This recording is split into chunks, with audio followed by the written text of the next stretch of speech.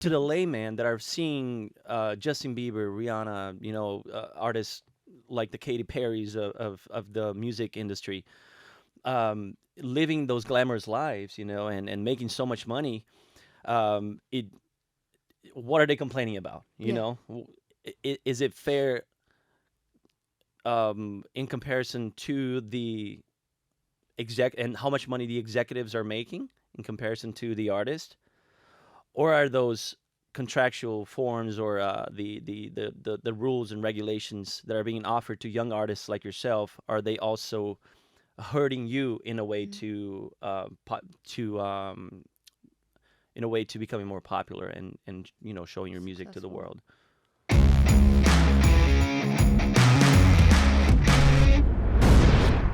I think that's such a good question. I think it hurts everyone in a way. And I want to point out, I think that's why I said Rihanna.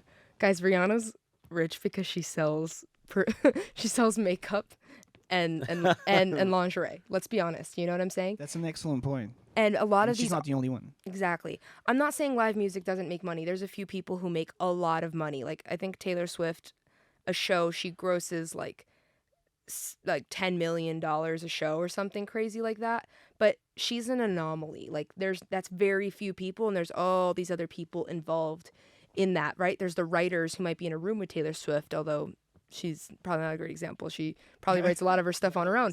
But like the writers in the room with Rihanna and Rihanna herself and all these other huge artists that like they are super rich, but a lot of their money is coming from merchandise. And that's fine, I guess, for them. But when you're like somebody like me, um, I have the benefit of being independent. I don't know if you could say it's always a benefit because there's two sides of it, right? On one hand, I get my whole pie. I get all the money from when I sell tickets to a show. I get the t-shirt I sell that they told me, you can't sell songs, so sell t-shirts or whatever. Do you have Um, T-shirts? I used to. I actually started We have to making get one. candles Yes. And we can and we'll put a link coloring down below books. if there's a Should have merch. brought one. Yeah, if I there's Yeah, we know. should a have sold store. it. Like put a link to it. I know. We can do that. We can do that. I have candles and coloring books that are There we go. themed around my music. Okay. To these like ants, but I see it as like ancillary income, and it's almost weird to even act like when that money comes in, it's money from my music, which is funny, right? It's related to your It's creative related, work. yeah. But the truth is, you're limited when you're an independent artist, and you see this like there's very few artists who have made it. Probably like Chance the Rapper, Macklemore. Those are some independent artists who are huge. Other people who are like independent and like huge probably only after they got out of a major label deal, but they still have major label resources. Maybe they have distribution, Okay. which is a little bit different. They're not it anyways. That we can get into all this crazy stuff. My point is it hurts so many people. A great example is songwriters. Songwriters get the worst deal. They're often asked to sit in a writing session and aren't being paid for their time. So if the song doesn't get used, they might have been in a room with Ariana Grande and not made a dollar, or maybe they get offered something to be there, but then it's recoupable as well against their publishing money. Okay. So it's just the greedier these deals get, the less there is for the creators, and that's I guess my main point. And with companies like Spotify, it's not like, okay, 99 cents, you know exactly what that person's making. It's like, because it's a pool of licenses and money that comes in, it's the people who always get the more money are the major label artists. In fact, nobody knows the exact rate that Spotify pays out, Okay. especially because it's probably different from me as an independent as it is to, somebody like Ariana Grande. Um, but on top of that, there's also the fact that like the way they split it is weird. They split it by a number of listens. Rather, you were saying like, if I have a super fan, right? He or she pays $10 a month to Spotify. They only listen to me. I'm who they listen to 70% of the time. Why don't I get the $7 a month, the 70% of what they pay to Spotify?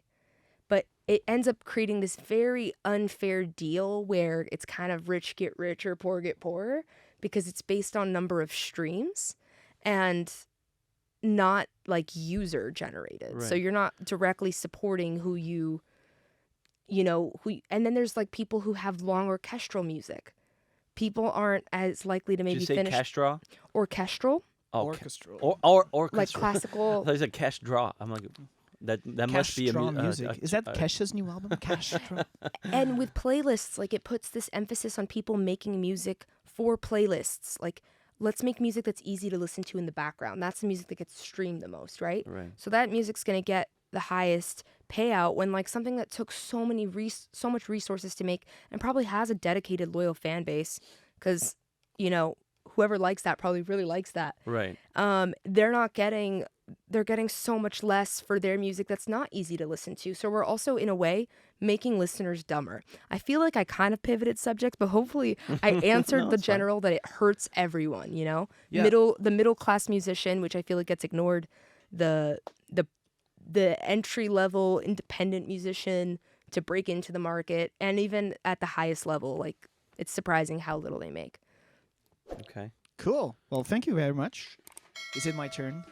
Yeah, I was gonna say yeah. You Okay. wanna go? Go. I want to go. Let's go. Let's go, bro. This is You wanna Work Wars. go, You want bro? to go, bro? You wanna go? Let's go. What? Bro? Bro? So, Brah.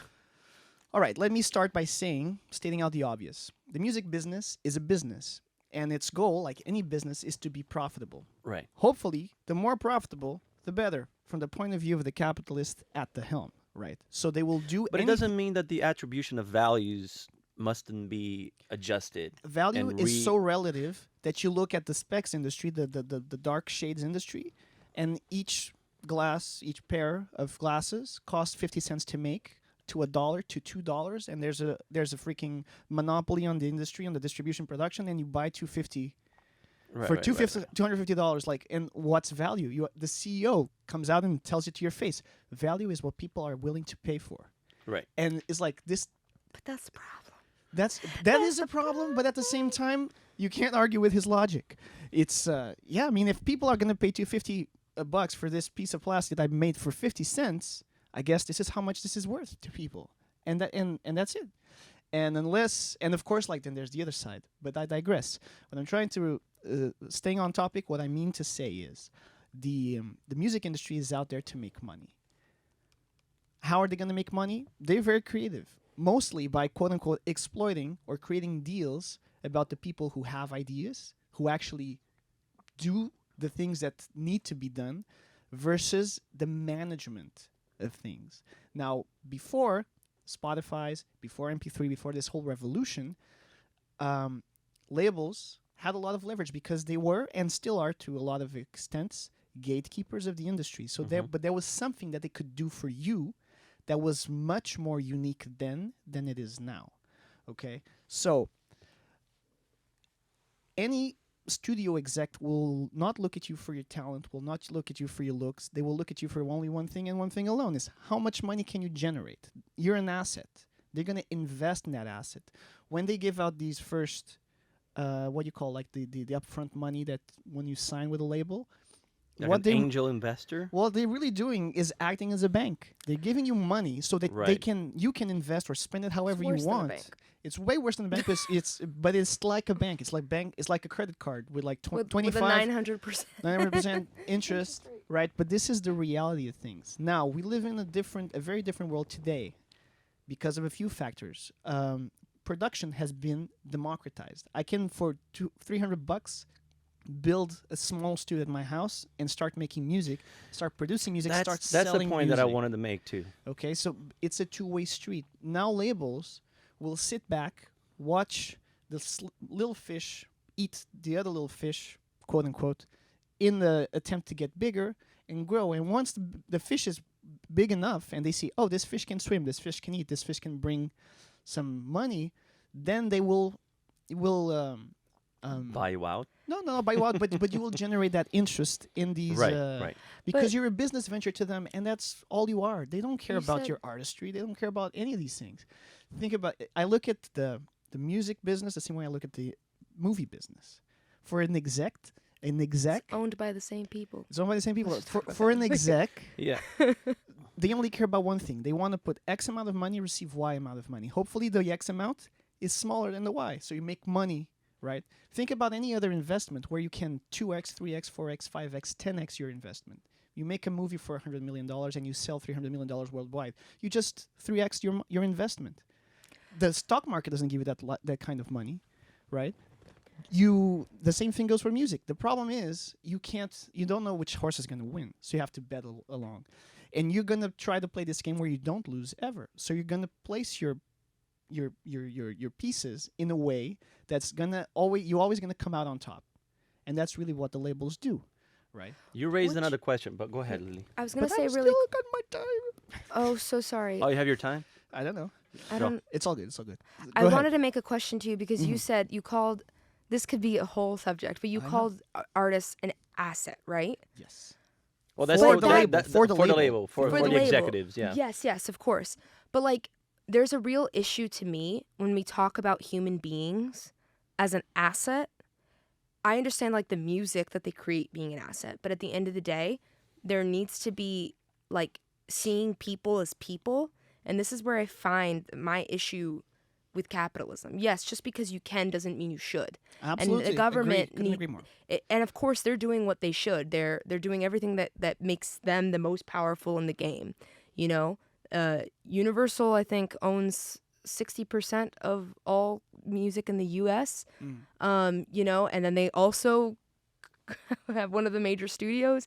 So it's a lot of power and money in one place. So and how do we break that up? How do we treat people like people and make sure that we're incentivizing people to play fair?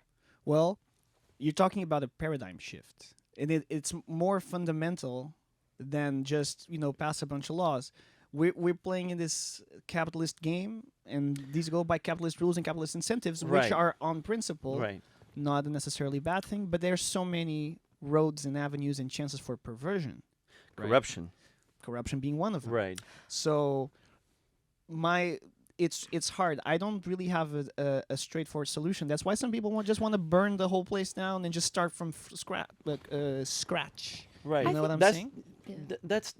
I feel like that's the good side of capitalism. The good side. Let's say. There, even despite the corruption and the subversion that happens in the industry, and these people end up growing into these immense, like. Behemoths. Yeah, I mean, they become so big that they are able to Conglomerate. somehow control the market and Mhm. and do it the way they want. But I feel like the beauty of a system like capitalism, it gives people the freedom to start their own business in the same kind of shape and form as those big ones. And if they want to somehow compete, they can. But well, that's the thing. But it's very hard. But still a game. And if you're smart enough and you're able to understand the rules of the game, if you're able to play that game in a exuberant way, maybe you're able to create your own thing, your own system that will be like side to side with the big ones. Well, create your own I space. think it's That such is- Create an your own space, unfair exactly. game, And though. also, it is very unfair. But- yeah. Sorry, finish what you're saying. Well, we could say it's unfair and very hard. Well, I mean, maybe. It's like the game master already But what- controls the rules and they can Talking- change it. Because if you think about regulation and laws and lobbying, then the people who has the most money has the most power to influence the laws that then will become But to what is their a different system advantage. that offers free market? that Let's there say, isn't. you know? There isn't. There's a Well, lot, I'm not either a lot of saying- regulation or not a lot of regulation. That's I really want to the make two it options. clear. I'm not saying. Not to Throw say that adjustments shouldn't be made. you Yeah, know? I don't think it needs to be a whole paradigm shift. I think that there could be a healthy balance between capitalism in terms of like people have the incentive to create new businesses. That's exactly what we want. Like that's beautiful, when people have a chance to put something out in the world and compete. But the rules get really we have a serious issue, and this applies to probably more than the culture industries. Like when companies have more power than the government. And I think that our government officials are actually underpaid. That's my opinion. Because I think if they were well paid, they would be less likely to become corrupt. You so underestimate human greed. Well, I don't know. I know it can't be perfect, but I know that like we've had antitrust laws before and regulation has been done successfully, not always. We can keep trying, you know? I'm a big people believer, despite all the chaos. I think there are really good people out there trying to actually do something good and fight against all that corruption and all that greed, you But know? what you call corruption, this is Tuesday in the United States, because if you think about it, there's no other country who legalizes government bribery. And we have that. We call that lobbying. Well, that's the first thing we So- got to stop. Well, no, but you have What do to you mean understand this there is are no by other design. countries? That has it by design. That wouldn't be illegal. This is legal. This is what you know. The parties need to raise money for their campaigns, and where do they get the money? They get the money. Well, at least they're off not of using people. public money like they do in Brazil. Great. I mean, So, but this is by design, and it's actually it ends not a up being bad just thing. as bad, you know? Well, Because yeah. you're using tax-paying money to fund politicians' campaigns. Well, we do have the public. We have the like we have that too, right? But it's not enough. But like- it becomes a quid pro quo. It's like I'll support you, so I'm good with you, and that's why you have people supporting to both sides because they don't care who wins. They just want to have an in, right? This guy with the FTX, Yeah. they found to be one of Republicans' biggest donors, but also one of the Democrats' biggest donors. Why? Because tomorrow, Because he want to the win an Democrats- election. He doesn't care. You don't care who wins the doesn't- election. Like you just just want to be want good. them on like, their remember side. when? Exactly. And this is part of the system. So this is not really against the law. This is capitalism doing its thing, in a way. So you might look at it as a good thing or as a bad thing. So then there's like the money influences and the super PACs and this whatnot versus the actual will of the people. And when Right. everybody gets enough people get riled up and they actually speak against it, then everybody writes to congressmen and people and the lawmakers kind of have to stop and listen. So that is, in a way, the system correcting itself. But you have to create this movement and get all the people on the same side. Yeah. And then it's the politics game that we see all the time. And we could go deeper, but we could go into like real shifts. But like, what if just our current laws were actually like enforced?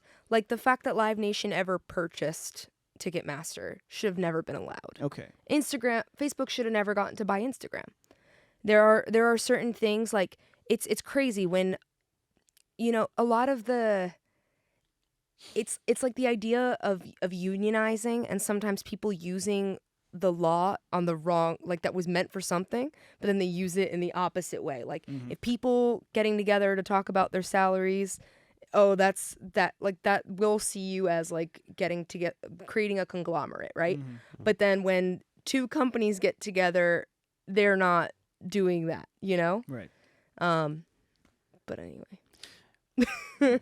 No, I was just depressing. thinking like because you mentioned unions and they're the great regulators. Let's say Yeah, the the great regulators leverage. That's create leverage. But what stops them from being bought as well? You know, That's because there's always the hierarchical structure. You know, there's always someone that is at the top and it's making the calls. Let's say like it's Jimmy Hoffa. calling the shots. You know, even within the unions, what's stopping those people from being bought?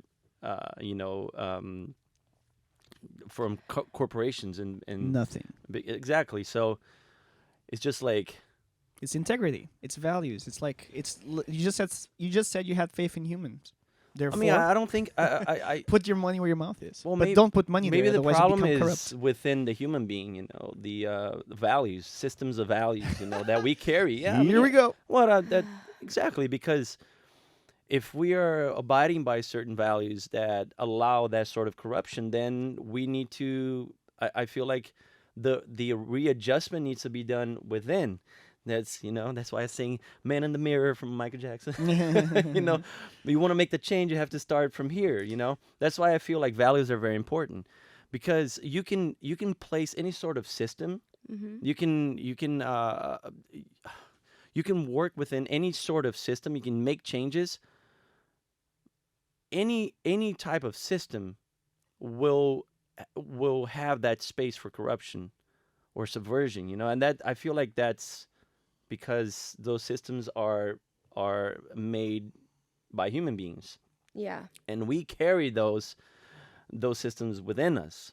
Mm-hmm. You know, so if you don't have a good system of values, something that is considered good and is, you know, it's more human, it's more compassionate, and it's more understanding and more fair, has a sense of justice, then there it is. There's space for corruption. You know, if you carry subverted values, you know, and you don't obey by those value those good values, then you know inevitably corruption is going to happen at some point. You know, May I say this something, or do you want to say something to this? and then we go No, into go a ahead. philosophical discussion of I good wanna, and bad, good and yes, evil, and yes. chaos and order. That That kind of stuff. You know, assumes that assumes that every single human being can be curbed by morality, right? And it's been part of the public discourse as of recent that there, like in any group of humans, there's always going to be some with more sociopathic tendencies, some with less empathy, some people who literally have a brain characteristic. I won't even call it disorder, even though I'm not sure if literature calls it disorder, to which that amazing scenario you just described simply does not apply.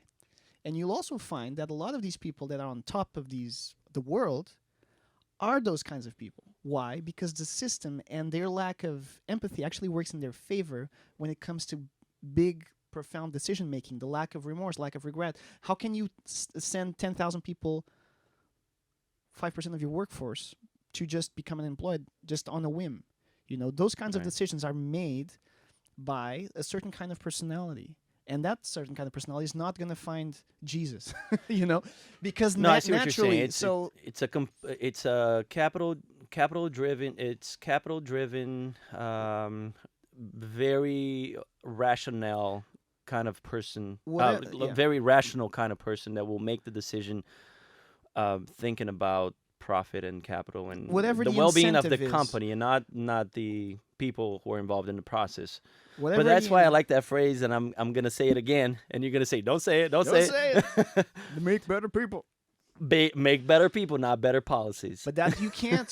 That's like that's something that you will never be able to quote unquote eradicate unless you go full freaking Sparta But maybe and we're like kill all the focusing on the wrong sociopaths on their problems. babies. That's my thing, you know. So I- just Go to ahead, finish, Lily, sorry. let me just finish this idea.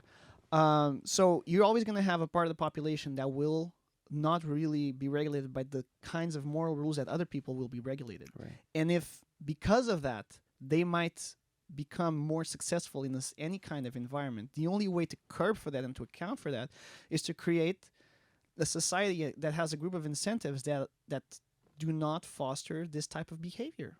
And these people will thrive in this kind of behavior. And that is in itself a paradigm shift. Right. So that's all I have to say. I Sorry. think there's a lot I still feel I see what you're saying. I still think there's a lot that can be done before we, you know, go like Ballistic. we need a complete, you know, paradigm shift. And I think people I don't know. Maybe it's hard because we are in our echo chambers on social media. Yeah.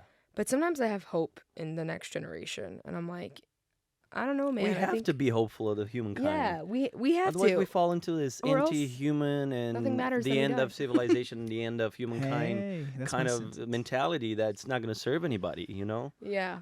it's very We negative. have to have hope. And I think there's great examples. I feel like I'll butcher the story when I start to talk about it, but there was a like this might be something that you know about, but agents started selling like to studios package deals with Oh yeah, actors and right? yeah. And then there was like a big exodus of people, of writers and everyone like firing their agents because they organized because these agents weren't following the rules set out by the union, you know? Right. And I think that like you see this example where people were able to like get together and like stand by something. So I just hope that like we can and you see people trying to do it. I think we just need to do it even more. Like I think creatives especially need to want to know everything about the industry and not just be fueled by creation. They need to understand the business. They need to understand what's happening, the history behind it. And then everyone needs to like get But see, together. yeah, no, I totally see what you're saying. But now I put something into perspective here. I see that happen it's a much smaller in a much smaller scale. Yeah. In my circle of friends, let's say, I'm not a known actor, right? Mhm. I've done a few jobs, a few gigs, but I'm not a super popular and famous actor. Yet. So, but I still have my team. Like I have my agency, I have my manager, I have a group of actors that I like to work with, a group of people that usually when we have a personal project, we call the same people to Mhm. come work with us. And the funny thing, I see my manager, for example, because he doesn't only manages actors, Mhm. he manages directors and writers. So when, let's say, one of his writers will come up with a project, he will do his best to bring his own people into being part of that project because so he sees, let's say a script that one of his writers wrote. He's like, oh, I see a role here for Arthur.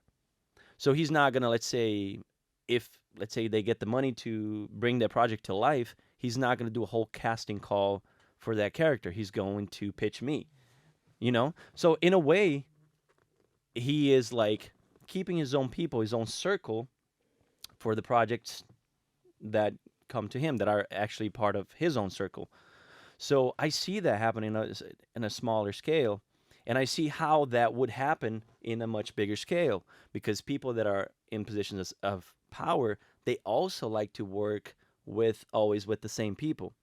But there's also this the corrupted and subverted version of that where they're only looking there's not that sense of community and that feeling, oh, I want to work with people that I love, and on top of that, make a little bit more money. But it's only the it's only driven by profit, because they don't really like, the execs and the big agencies, they don't really care about the talent that they're representing.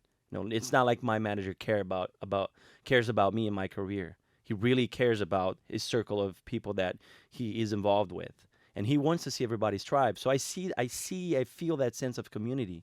Mhm. I don't think that happens every time in a bigger scale. You know what I'm saying? It's always envisioning the profit. It's always looking for the profit. So I'm gonna try to bring as much people as are under my wing, let's say, as possible, so I can make the most amount of money. And it ends up not really serving the art, the project, or the Yeah. people involved. It ends up hurting other people. So I don't know if one is a reflection of another, or because I know, for example, the big directors like Scorsese and Tarantino, they always like to work with the same people. You see a Mhm. lot of that in Hollywood, the small circles. Like Yeah. Leo DiCaprio, he will always work with a specific producer or a specific director. And I know Tarantino, for example, he always works with the same people on set. Mhm. He's always bringing the same people. So is that a form? Is that his right to do so? Is that excluding other people from possible opportunities? So that's kind of tricky for me, because I kind of understand that. But like I said, of course, there is the corrupted version of it that doesn't really Yeah. serve the group as a whole, or the industry. Hello, everybody, and thank you for watching until the end. This has been Woke Wars, and I hope you liked our conversation. Don't forget to hit that like button and subscribe, and drop a comment down below.